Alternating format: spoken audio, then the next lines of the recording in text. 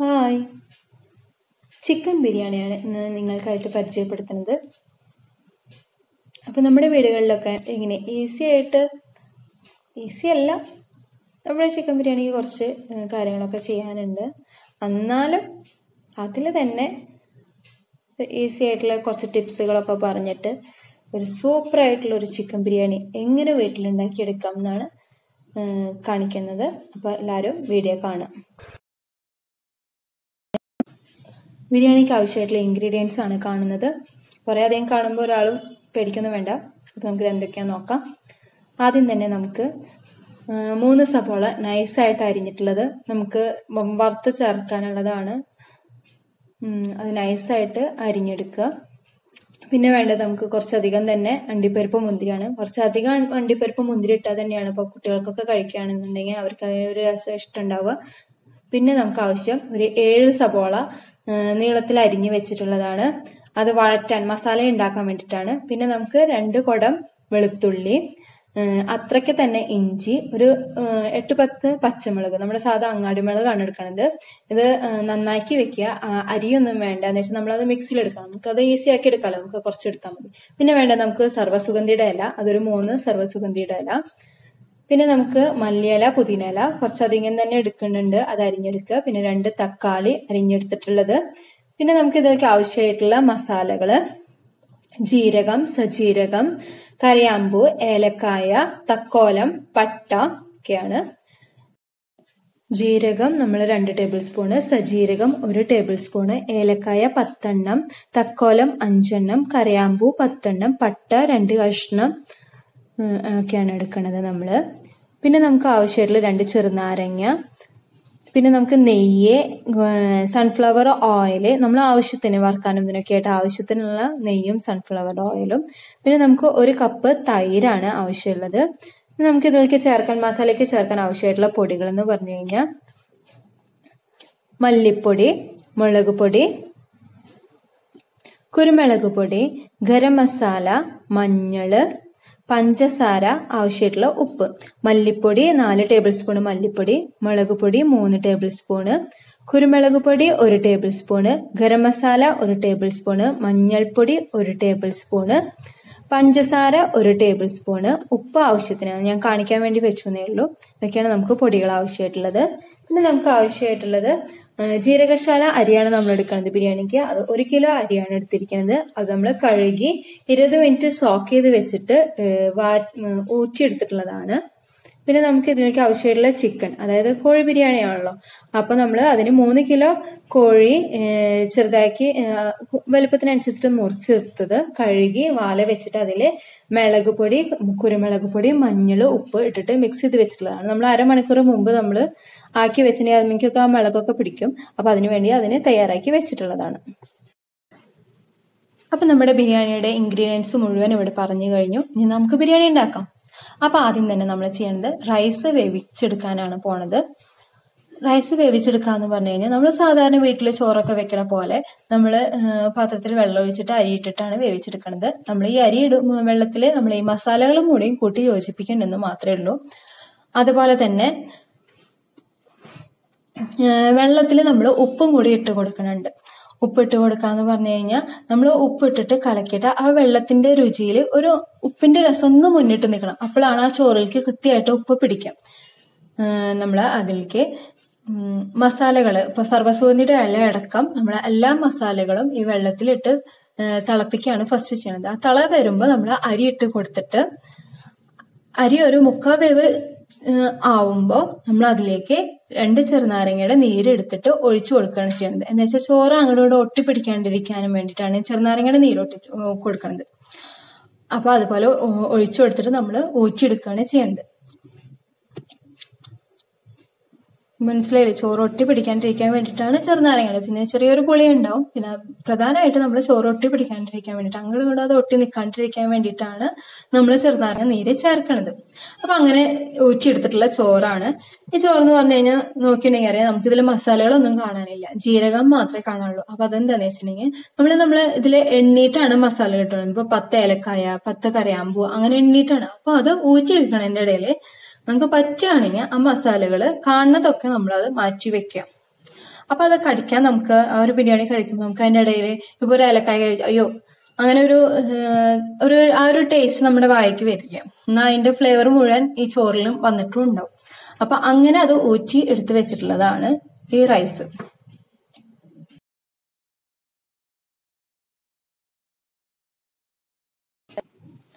അപ്പൊ നമ്മുടെ റൈസിന്റെ പണി അങ്ങനെ കഴിഞ്ഞു.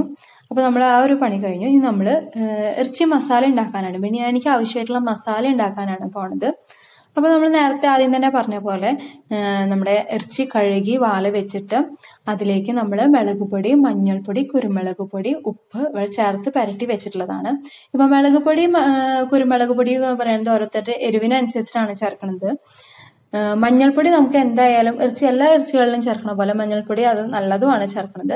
അപ്പൊ മഞ്ഞൾപ്പൊടി നമ്മൾ 1 ടേബിൾ സ്പൂൺ എന്തായാലും നമുക്ക് ചേർക്കാം, ഉപ്പും ആവശ്യത്തിന്. പിന്നെ നമുക്ക് ആവശ്യമായിട്ട് നമ്മൾ അടുത്തത് ചെയ്യാൻ പോണത്, നമ്മൾ ഇതിലേക്ക് ആവശ്യമായിട്ടുള്ള ഇഞ്ചി, വെളുത്തുള്ളി, പച്ചമുളക്, അതുപോലെ എടുത്തി വെച്ചിട്ടുള്ള 1 പിടി മല്ലിയില, 1 പിടി പുതിനയില, ഒക്കെ ഇതെല്ലാം കൂടിയിട്ട് നമ്മൾ മിക്സിയുടെ ജാറിലിട്ടിട്ട് അടിച്ചെടുക്കണം. അപ്പൊ നമ്മളിത് ചെറുതായി അരിഞ്ഞെടുക്കുക അങ്ങനെ ഒന്നും വേണ്ട. അപ്പൊ ആ ഒരു പണി നമുക്ക് വളരെ ഈസി ആയിട്ട് ചെയ്ത് തീർക്കാം. നന്നായി ഒന്ന് പേസ്റ്റ് ആക്കി എടുക്കുക, അല്ലെങ്കിൽ ഒന്ന് നന്നായി ക്രഷ് ചെയ്തെടുക്കുക, എന്താന്ന് വെച്ചാൽ നമുക്കത് ചെയ്തിട്ട് എടുക്കുകയാണ് ചെയ്യുന്നത്. അപ്പൊ അത് അങ്ങനെ ആക്കി വെച്ചിട്ടുണ്ട്. ഇനി നമുക്കൊരു ബിരിയാണി പോട്ട് വെച്ചിട്ട്, ബിരിയാണി പോട്ടുള്ള കാരണമാണ് ഞാൻ ബിരിയാണി പോട്ട് വെച്ചിട്ടുള്ളത്.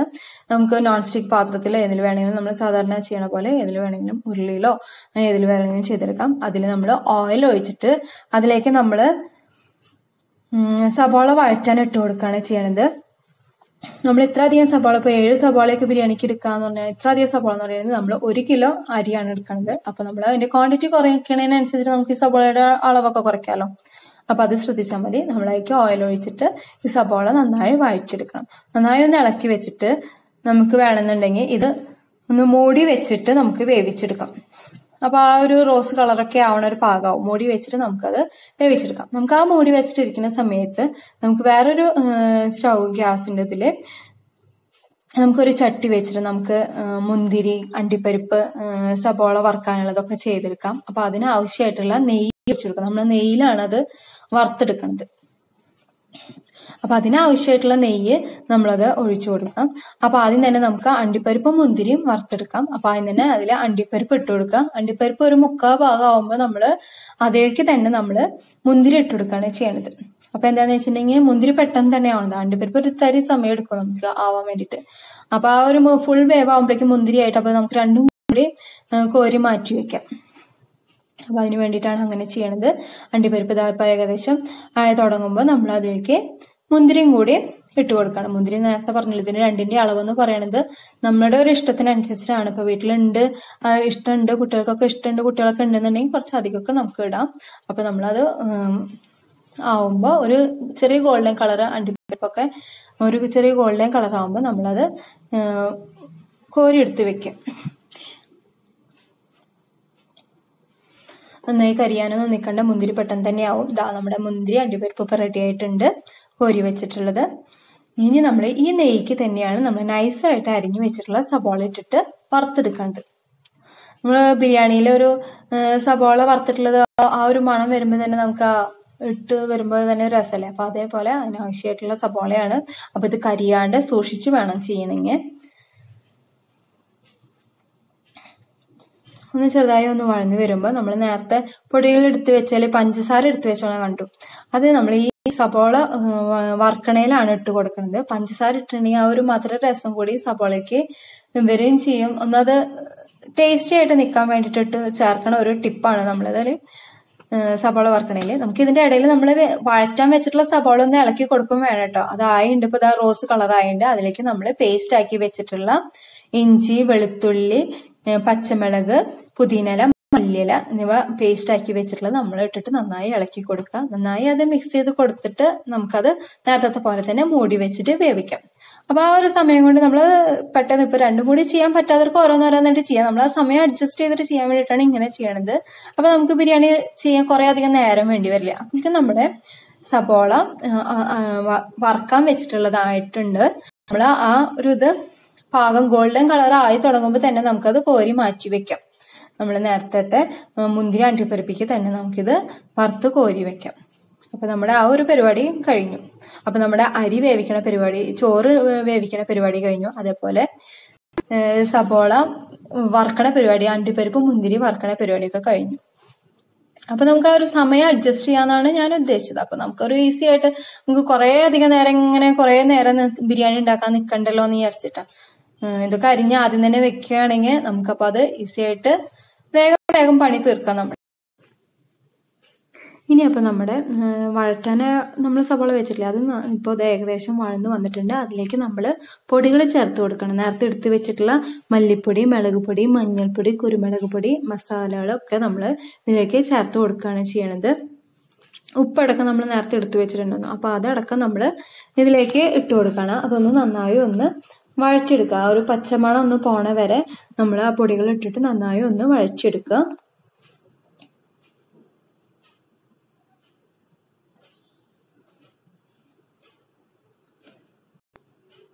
പൊടികൾ നന്നായി ഇളക്കി യോജിപ്പിച്ച് കഴിഞ്ഞാൽ അതൊന്ന് വഴന്ന് വന്നു കഴിഞ്ഞാൽ നമ്മൾക്ക് അതിലേക്ക് അരിഞ്ഞു വെച്ചിട്ടുള്ള തക്കാളിയാണ് ചേർക്കുന്നത്. നമ്മളിതൊക്കെ നേരത്തെ അരിഞ്ഞു വെച്ചിട്ടുള്ള കാരണം നമുക്ക് വേഗം തന്നെ എടുത്തിട്ട് ആ അരിഞ്ഞു വെച്ചിട്ടുള്ള തക്കാളി ചേർത്ത് കൊടുക്കാം. അപ്പൊ ആ തക്കാളി അരിഞ്ഞു വെച്ചിട്ടുള്ളത് ചെറുതായി അരിഞ്ഞു വെച്ചിട്ടുള്ളത് കാരണം വേഗം വഴന്ന് കിട്ടുകയും ചെയ്യും. അപ്പൊ ആ തക്കാളി ഇട്ട് കൊടുത്തിട്ട് നന്നായി അതൊന്ന് വഴച്ചെടുക്കുക. ആ വഴച്ചെടുത്തതിന് ശേഷം നമ്മൾ അതിലേക്ക് നമ്മുടെ ഇറച്ചി മുളക് പൊടിയൊക്കെ ഇട്ട് വെച്ചിട്ട് പറ്റി വെച്ചിട്ടില്ലേ, ആ ഇറച്ചി അത് മൊത്തമായിട്ട് നമുക്ക് ഈ പാത്രത്തേക്ക് ബിരിയാണി പോട്ടിലേക്ക് ഇട്ട് കൊടുത്തിട്ട് നന്നായി ഒന്ന് ഇളക്കി കൊടുക്കാം. മസാലകളൊക്കെ ഇറച്ചിയിലേക്ക് വരാനുള്ള പാകത്തില് നന്നായി അതൊന്ന് ഇളക്കി കൊടുക്കാം.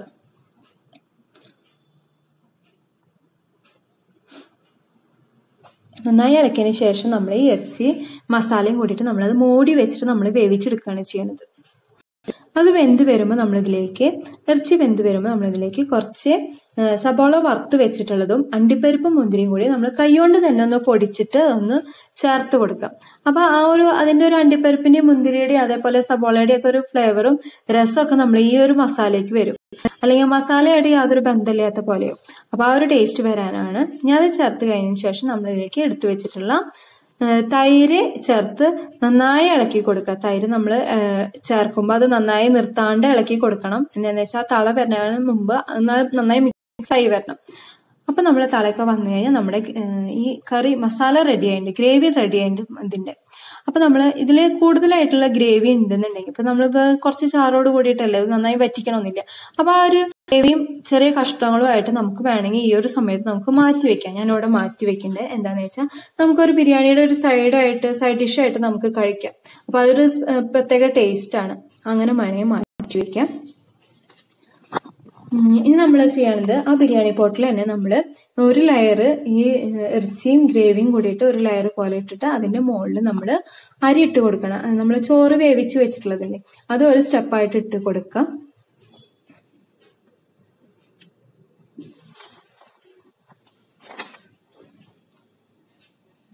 നമ്മളത് നോക്കിയിട്ട് നമ്മൾ ഒരു സ്റ്റെപ്പായിട്ട് നമ്മുടെ ഇത് ഇട്ട് കൊടുക്കുക. ആ ഇട്ട് കൊടുക്കുന്ന സമയത്ത് നമ്മൾ ഇപ്പൊ ചോറ് ഊറ്റുന്ന സമയത്ത് കാണാത്ത വല്ല മസാലകളൊക്കെ ഉണ്ടെങ്കിൽ അതൊക്കെ നമുക്ക് എടുത്തു മാറ്റാം.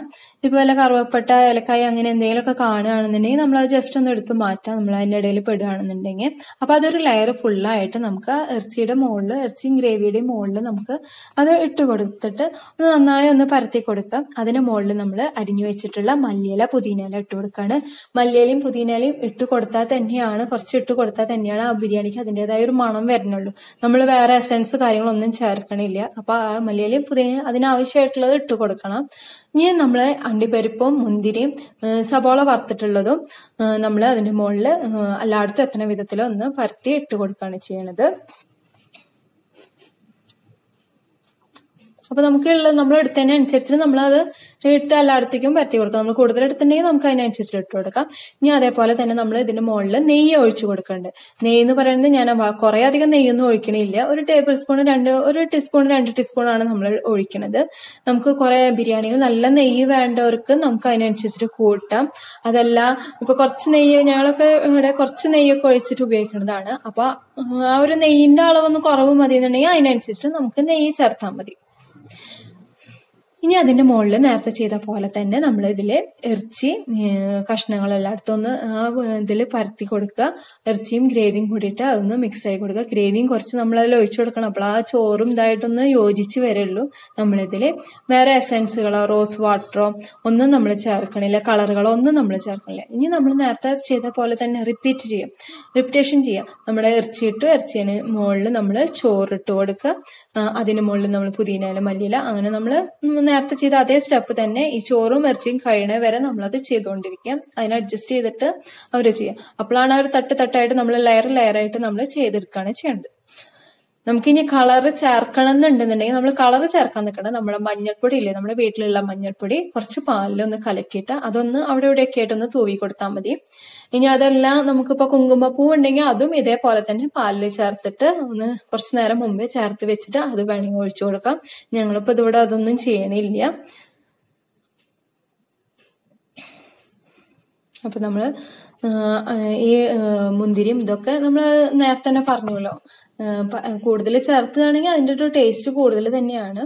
അപ്പൊ മുന്തിരിയും അണ്ടിപ്പരിപ്പും സവോളയൊക്കെ അതിനനുസരിച്ച് ചേർക്കുക. മല്ലിയിലയും പുതിനയിലയും നമുക്ക് കുറച്ച് ബിരിയാണി ആകുമ്പോൾ ഒരു മല്ലിയിലയും പുതിനയിലയും ഇല്ലെങ്കിൽ അതിന്റെ ഒരു മണവും കാര്യങ്ങളൊന്നും ഇല്ലെങ്കിൽ ഒരു രസം ഉണ്ടാവില്ല.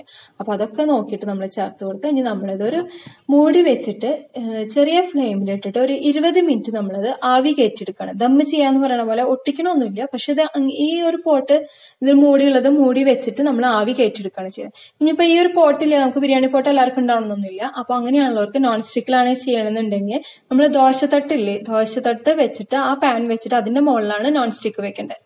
ഉരുളിയിലാണെങ്കിൽ ചെറിയ ഫ്ലെയിമിലിട്ടിട്ട് നമ്മൾ മൂടി വെച്ചിട്ട് ഒരു 20 മിനിറ്റ് വെക്കുക. 20 മിനിറ്റിന് ശേഷം നമ്മുടെ ബിരിയാണി തുറന്ന് അതിൻ്റെ ഇടയിൽ ഞാൻ മുട്ടയും കൂടിയും പുഴുങ്ങിയിട്ടുണ്ടായിരുന്നു. അതും കൂടി അതിൽ ചേർത്തിട്ട് നമ്മളൊരു സൈഡിൽ നിന്ന് ഇളക്കി ചേർത്തിട്ട് നമ്മുടെ ബിരിയാണി എടുക്കാം. നല്ലൊരു ടേസ്റ്റി ആയിട്ടുള്ള, അന്നാ നമ്മൾ കുറച്ച് ടിപ്സ് ഒക്കെ പറഞ്ഞില്ലേ, ഇപ്പൊ വേഗം കഴിയാനും അങ്ങനെയുള്ള ടിപ്സുകളൊക്കെ പറഞ്ഞിട്ടുള്ളത്. അങ്ങനെ നമുക്ക് എളുപ്പത്തിൽ തന്നെ ഉണ്ടാക്കിയെടുക്കുന്ന ഒരു സൂപ്പർ ബിരിയാണിയാണിത്. അതിന്റെ കൂട്ടത്തിൽ കുറച്ച് സാലഡ്, അച്ചാറ്, അതേപോലെ നമ്മൾ മാറ്റി വെച്ചിട്ടുള്ള കോഴി ഗ്രേവി ഉണ്ട്, അതും കൂടി ചേർത്തിട്ട് ഒരു പിടിക്കാൻ പറ്റുന്ന ഒരു ബിരിയാണി തന്നെയാണിത്. അപ്പൊ എല്ലാവരും ഇതൊന്ന് ട്രൈ ചെയ്ത് നോക്കുക. സൂപ്പറായിട്ട് നമുക്ക് വീട്ടിൽ ഉണ്ടാക്കിയെടുക്കാവുന്നതാണ്. അപ്പൊ എല്ലാവരും ട്രൈ ചെയ്ത് നോക്കുക. വീഡിയോ ഇഷ്ടമായെങ്കിൽ ലൈക്ക് ചെയ്യുക. ചാനൽ ഇതുവരെ സബ്സ്ക്രൈബ് ചെയ്തിട്ടില്ലെങ്കിൽ അവർ സബ്സ്ക്രൈബ് ചെയ്യുക. നോട്ടിഫിക്കേഷൻ കിട്ടാൻ വേണ്ടിയിട്ട് ബെല്ലൈക്കൺ ഞെക്കുക. അപ്പോൾ ബൈ.